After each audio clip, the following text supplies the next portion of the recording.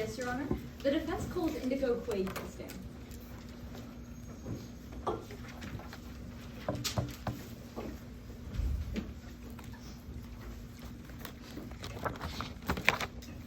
Permission to proceed. Good afternoon. Can you please introduce yourself to the court? Hello, everyone. My name is Indigo Quade. Mr. Quade, what do you do for a living? Well, I was a competitor on season 5 of the Saboteurs, and I was invited to come back and host the All-Star season. I decided, after my tour of Shrek the Musical as Duboc Citizen 12, I could come take on the job. That's a pretty interesting job. How did you get into that line of work? Well, I've been a theater man my whole life. After college, I went out to discover myself. I did some off-Broadway plays, a little broadcast journalism. I hit a low point as the caretaker for the Elmo puppet. But after that, I watched the first episode of Heaven on Earth, the Saboteurs. I found my calling, and the rest is history. Given that impact, can you tell the jury a little bit more about the Saboteurs? Well, the Saboteurs genuinely revolutionized reality TV. You start with 20 contestants, and they compete in challenges every week to get each other eliminated. But what makes the Saboteurs so unique is the added element of 3 Saboteurs. Their job is to sabotage the other contestants and win. Mr. Quade, you just mentioned sabotages. What were those like? They can be anything, really. The Saboteurs are allowed to cheat a little. They basically take action to make the challenges harder for the other competitors. Stuff like tying your shoelaces together. All right, Mr. Quade, so now I want to talk about your experience on set. Sure. What was the environment like on season 10 of the Saboteurs? Well, I gotta say, the set was electric. For the All-Star season, we were bringing back past contestants to compete again, and we were cooking up some crazy challenges too. The stakes were higher than ever, but luckily, we had 2 smoking guns, Rob Armstrong and Charlie Martin. Why was having Miss Martin and Mr. Armstrong so important for the show? Well, I mean, we're talking about the greatest rivalry in reality TV history. The advertising practically wrote itself. Will Charlie Martin shock the world and redeem herself after season 2? Or will Rob Armstrong plow through the competition once again? All right, so while you were host, did you ever see the 2 of them interact? Oh, I did. And I gotta say, it was better than we could have ever hoped. At the very first dinner with all the contestants, Rob and Charlie were sitting across from each other. And the whole time, Charlie was just staring down Robin. Until out of nowhere, Charlie got up, looked Rob dead in the eyes, and said, "This time, I'm going to murder you." Chills! It was amazing! But just my luck, the cameraman lost the shot. Mr. Quade, what happened after the cameraman lost the shot? Well, I was furious at first, naturally, but Charlie just laughed, took a sec, and delivered the line perfectly again. Mr. Quade, during that interaction, did those statements concern you? No. You understand that reality TV isn't real, right? I mean, words like kill, murder, die, asphyxiate, they all just mean eliminate in the context of the show. It's for the drama of it all, because, well, really, reality TV is just the theater. Sorry, Mr. Quade, can you elaborate on what you mean that reality TV is theater? Well, it's not like we write lines for the players. We're not movie makers. But to an extent, the contestants are kind of like actors. Before season, the Saboteurs interviews all the contestants and cast them into roles. You got stuff like the girl next door, the fish out of water, the challenge jock like me back in my day. It's not scripted, but it's absolutely planned out. Now, I want to talk more about that plan. Can you tell us what the challenges were like on season 10 of the Saboteurs? Sure. I mean, we did all kinds of stuff. We gotta keep it fresh for the viewers. This season we did mazes, trivia, did some eating challenges. Although my absolute favorite was episode 7's face your fears. What did players have to do to complete that challenge? Well, each contestant had to face their biggest fear, and it was wild. Somebody had to walk on a tightrope across 2 of the hotel towers, like hundreds of feet in the air. Another one was locked in a coffin filled with snakes. And I mean, we literally buried somebody alive, all for the challenge. Mr. Quade, did you ever see anyone get hurt? Oh, definitely not.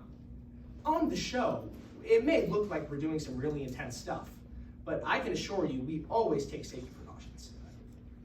Do you know if those safety precautions applied to the final challenge in season 10? Absolutely. I mean, when we were planning for season 10, we, like I said, we're cooking up some crazy challenges. And when you have one like episode 7, Face Your Fears, that morning, the producers walked us all through the safety measures, as they always do. Would you recognize a copy of those safety measures in a production schedule if I would show it to you? I believe so. Your Honor, permission to approach the witness and opposing counsel if you previously entered as Exhibit 21. Your Honor, I believe you already have a copy. Thank you. You are, Mr. Quade. Can you tell the court what I've just handed you? Sure. So this is the production schedule from the day of the final challenge. Is it fair and accurate? Yep. And based on this production schedule, can you walk the court through what that final day of filming looked like? Of course, yeah. So I remember there were safety checks all morning on the day of the final challenge. Looks like there were 4 before noon. And after medical checks with the players, it looks like the producers went over safety protocol one more time before filming. Obviously, I was on set and everything happened on schedule. So, Mr. Quade, before that final challenge, in all your time with the saboteurs, have you ever seen anyone get hurt? No, ma'am. Not once. I've been on the saboteurs for a long time, and as an artist, I know that what truly captivates an audience is danger. But on the saboteurs, that danger is controlled. We take all these safety precautions because we would never want anybody to get hurt. After all, that's what makes the show compelling in the first place. Thank you, Mr. Quade. And no further questions at this time, Your Honor. Permission to approach or retrieve the exhibit.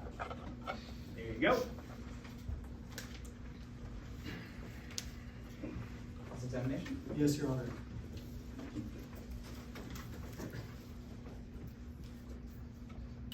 May I proceed? Good afternoon, Mr. Quade. Good afternoon. My name is Finnegan Marshall. I'll be asking you a series of questions today. I'm Indigo Quade. It's lovely to meet you. Now, I'd like to start by talking about how you're making money at the moment. Sure. I have been obviously out of a job since we all got let go after the Saboteurs was canceled. And I actually wrote a book detailing my account of all of this. I believe as an artist that it's our job to share our voices with the world.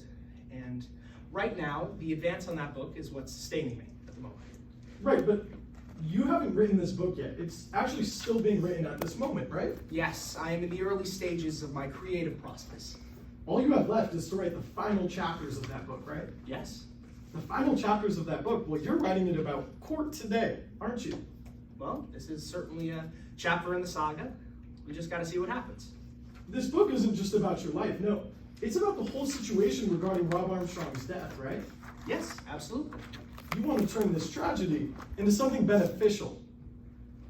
It was a tragedy. I think that sharing my voice is, well, it's what I've always done.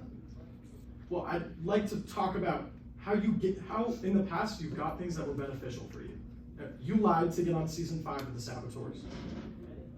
Oh, you mean the Google form? Yes, you lied on that Google form. Yes. You know, the buttons. I'm not the most tech-savvy person in the world. You didn't mess up the buttons. No, you lied so that you could be accepted onto the show, right? Well, yeah, you know, when you're filling out a Google form like that, it all ends up in the sheet. I mean, in the interview, we obviously cleared it all up. That's when I was on the show. Well, this isn't the only time that you lied as part of your role on the Saboteurs. You lied to get the defendant to join the show in season 10. Objection, Your Honor. Under Rule 404 character evidence, if I may be heard. Go ahead. Yes, Your Honor. Opposing counsel is using this line of questioning of lying on different instances that's nothing like this instance right now to elicit the fact that Indigo Quade is acting in accordance in today's situation. Response, Your Honor. Go ahead. If I could point you to Rule 608 on page 7 of the Midlands Rules of Evidence. This rule specifically permits to call into question the witness's truthfulness or untruthfulness as long as prior notice had been provided before trial. Prior notice was provided before trial when defense offered that notice of intent to offer character evidence sheet, where both sides wrote that they intended to offer evidence of untruthfulness and truthfulness for all witnesses. Any response? Yes, Your Honor. Listening to these instances where Mr. Indigo Quade may have fibbed a little, or as he has said, messed up the buttons on a Google form to elicit the fact that he is in accordance with lying in today's trial is simply inflaming the passions of the jury. Response, Your Honor? Go ahead. As the witness stated himself, he didn't just mess up the buttons on this Google form. He specifically lied on this Google form. Then he lied to Charlie Martin and lied to Rob Armstrong. All of this evidence goes to truthfulness and untruthfulness, which is specifically allowed under Rule 608, and we have met the other notice requirement for that rule. Okay, I'm going to overrule the objection. I think the witness can and in fact already has, offered certain explanations for his actions. Yes, Your Honor. But feel free to renew an objection if you think a more egregious example comes later in the questioning. Yes, Your Honor. You lied to get the defendant to join the show. Yes, I told her that I would put in, obviously, a good word for her, and that we told her that Rob wouldn't be invited back on the show. Obviously, that didn't end up being true. Well, you knew it wasn't true at the time. You lied to her, right? Well, it's not exactly up to me. That's what I told her. I knew there was a chance that it wouldn't end up like that. Well, you lied to Rob Armstrong about the same thing. It's true. Now, I'd like to move on to your role on the saboteurs. Sure. You conduct pre-production interviews with each contestant, right? Yes, I do. Part of the job description. And in your pre-production interview with the defendant, you'd agree with me, nothing of note really happened. I wouldn't say so. Well, during the actual interview. Yeah, it was all just, a little banter back and forth, talking about season 2, usual stuff. But the fun stuff, that came when the camera shut off. Yes, Charlie, or at least I believe, like myself, is a bit of a method actor. We sometimes get so wrapped up in our characters that even when the cameras go off, sometimes I just can't escape it, I think Charlie was, still carrying some emotional baggage from season 2, and I think that kind of carried on to her. I'm not asking if you think she was in character. The defendant, after that interview had ended, she told you, this time it's for real. I'm going to make sure that Rob bleeds before going home in a box. Yes, and let me tell you, if the cameras were rolling, what a line that would be. And there was another thing that the defendant had to do prior to production, right? Could you be more specific? The defendant, she had to sign a memo of the safety precautions on the saboteurs. Yes, all contestants had to. All contestants had to do this on season 10? Yes. On season 5 as well, in which you competed. I believe so. You signed a similar memo in season 5. Yes, I think so. You and the rest of production, you take the contents of this memo very seriously. Oh, absolutely. Like I said, we take safety very seriously on the saboteurs. So it's safe to say that this memo is important to production. I would certainly say so. Your Honor, at this time, permission to approach the witness with Exhibit 33. Granted. Thank you. Courtesy copy, Your Honor. Thank you. Now, this is a fair and accurate copy of that memo. Yep, looks like it. It hasn't been changed or altered. I don't think so. At this time, Your Honor, the prosecution offers Exhibit 33 into evidence. Any objection? None of this time, Your Honor. Okay, so Now, if you read along silently as I read aloud, just at the top of that document says, production requires full compliance with the following rules. Did I read that correctly? Yes, you did. It says prohibited conduct, poisoning, included by means of ingestion, inhalation, or injection. Did I read that correctly? Yep. And contestants are not allowed to independently determine that otherwise prohibited conduct is permissible. Did I read that correctly? Yes, you did. Now, just to be clear, you actually knew that the defendant, she said she intended to break this agreement. Could you be more specific as to when? Yes, of course. Well, you heard the defendant say that she wanted to drug Mr. Armstrong's water bottle. Yeah, I think she was just coming up with some ideas. Like I said, sometimes us actors, we get a little loud over our heads. I'm not asking you if she was acting. She also suggested putting rodenticide into Mr. Armstrong's breakfast. Yeah. And after saying this, she said, "Screw that memo." I think so. She yelled, "Rules are meant to be broken." Yeah. No further questions at this time, Your Honor. Permission to retreat. For preparation for me. Any redirect? None at this time, Your Honor. I just asked that my witness be stepped down. Okay, witness excused. Thank you.